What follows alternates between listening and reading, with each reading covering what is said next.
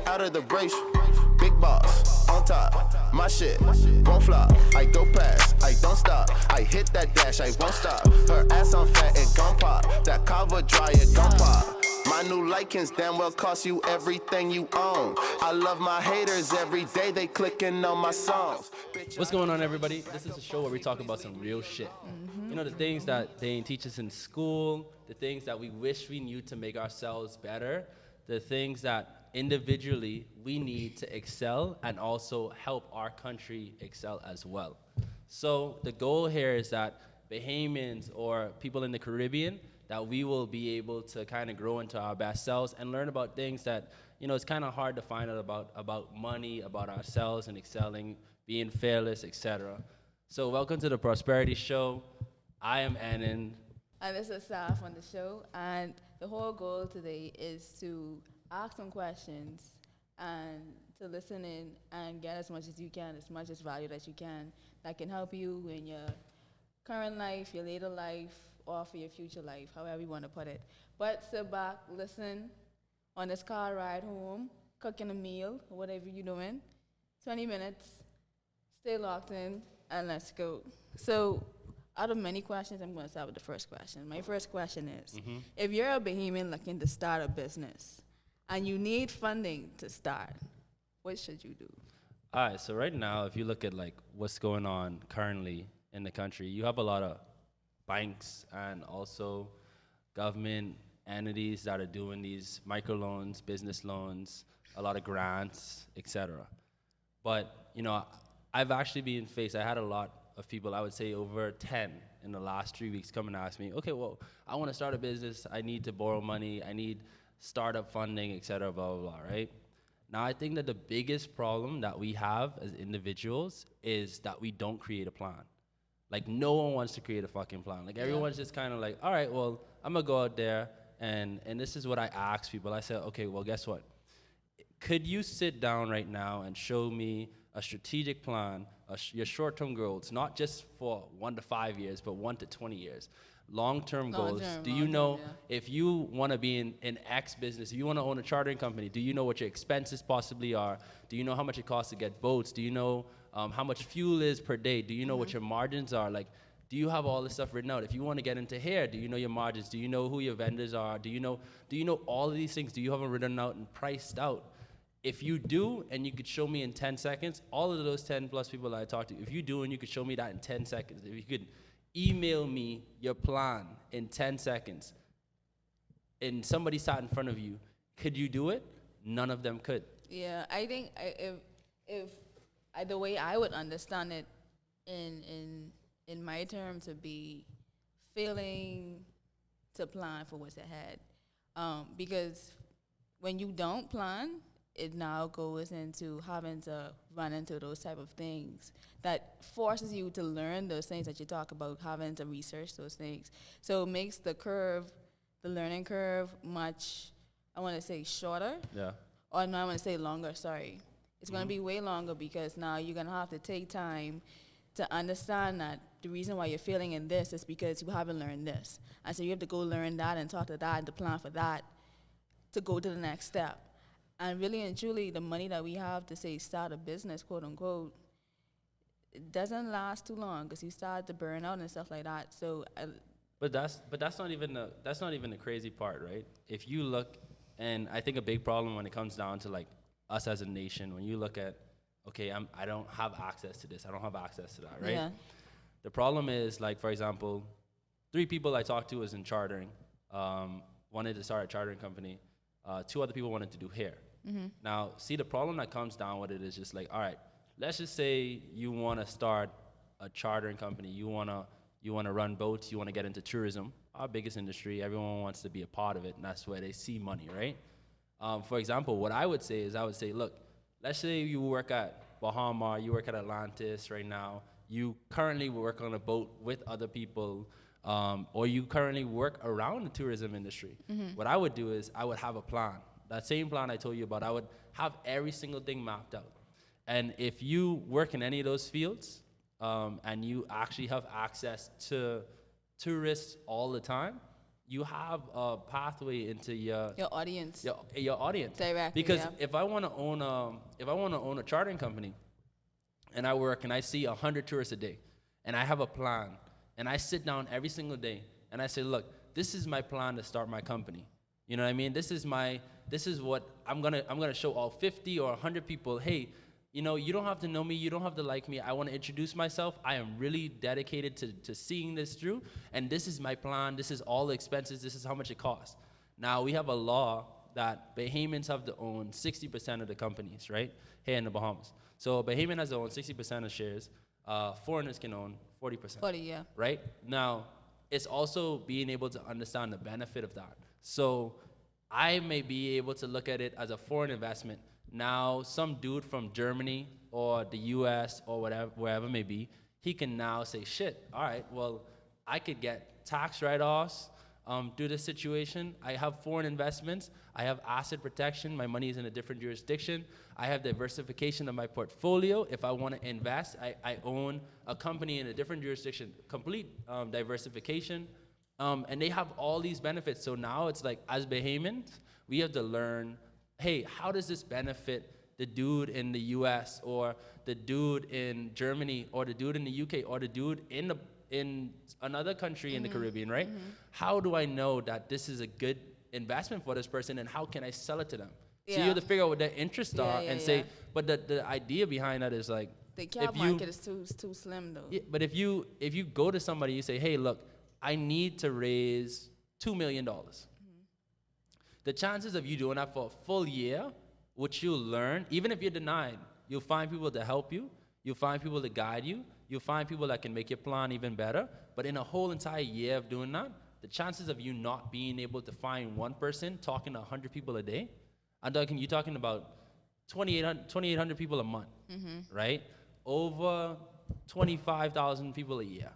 You're saying, hey, this is my plan. Hey, this is my plan. So all if international. you want to break it down, right? Let's say I'm still not understanding what you're saying, right? Okay. If you want to say down to let's create your own business, Yeah. right? So you have nothing, you have $0, but to your disposal, you decided to get into the tourism industry, and you already have your own set of people. Maybe you want to utilize the cruise line or people who are coming in off the cruise or stand by the airport, whatever you want to do.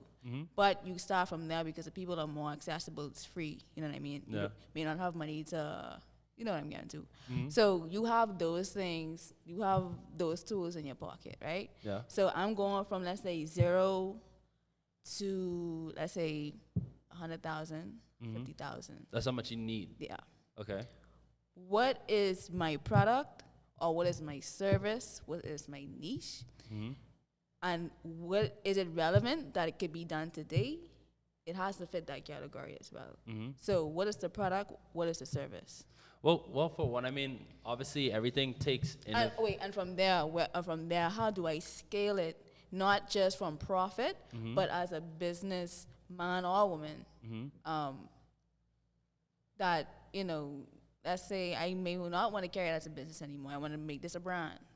How does it get to that point initially after over time of building? Well, I mean, branding is a little different, but obviously that is a big thing that needs to be touched here in the Bahamas. It's something we talk about all the time. Like when we look at downtown, I mean, you have 50 plus stores downtown easily, right? But then how many brands are downtown? Right. You And that's only why I wanted you only to have take a you look only have a at- small few brands. And when people come here, people go to Gucci. You got more people going to Gucci, Pandora, Effie, and John Bow than people going on the right side of the road. I couldn't even tell you 5 Bahamian shirts and own stores downtown that people are going in because I don't know the brands. Like, I know those brands. I know David Yurman. Like, you know the brands that are big.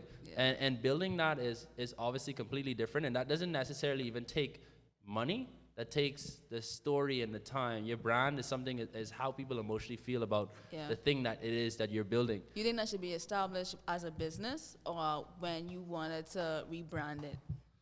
I think, I mean, that should come as an original package, right? If you sit in now with, I would say, quote unquote, wealthy people, right? Yeah. You trying to find funding. Because the idea is you can go to the government.